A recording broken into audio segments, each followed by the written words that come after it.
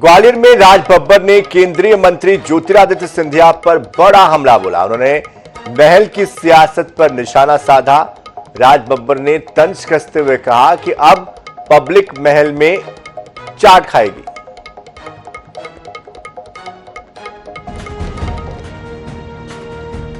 महल के पास बनेगी चौपाटी, पैलेस में जनता खाएगी चाट।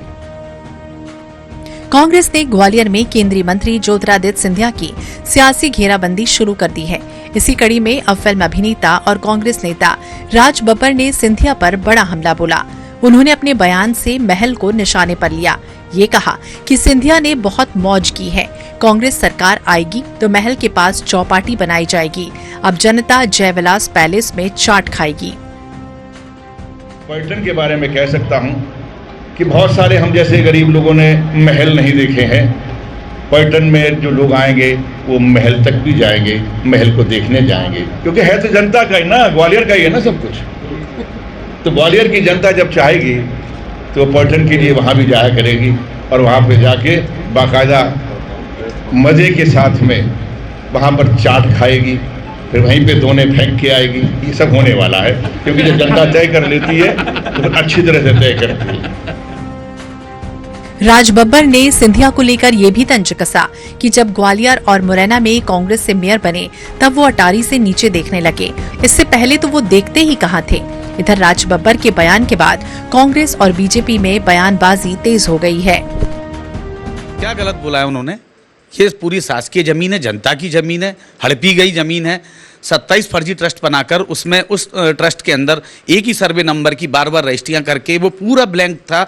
जब सेटलमेंट हुआ था अंग्रेजों के समय में 1943 में, उस समय पे जीवाजी राव सिंधिया ने अंग्रेजों के साथ मिलकर उस पूरे एरिया का सर्वे नहीं होने दिया। आपको भी मालूम होगा जब सेटलमेंट हुआ था। और ये ज़मीन पूरी की पूरी सरकारी और ये जनता की ज़मीन है। और इस पे जो राज बब्बर जी ने बोला है ये बहुत स्वागत वाला बयान है और इसमें हम सब लोग मिलकर उनका सहयोग करेंगे।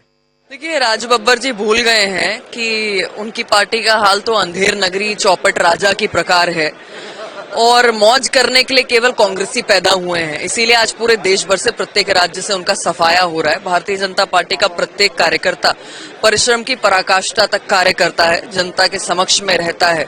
और राज बब्बर जी, आप जल्द देखेंगे कि ये दिवाली भी भारतीय जनता पार्टी की होगी, ये दिवाली भी इस जनता की होगी, ये दिवाली भारतीय जनता पार्टी के कार्यकर्ताओं की होगी, ये दिवाली राष्ट्र हित की होगी, ये दिवाली राष्ट्र प्रेमियों की होगी।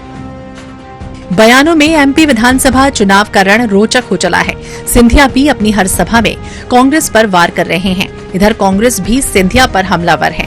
17 नवंबर को प्रदेश में वोटिंग है, 3 दिसंबर को रिजल्ट आएंगे। इंतजार करना होगा कि किसकी घेराबंदी किस पर कारगर रही। Bureau report, INH 24/7।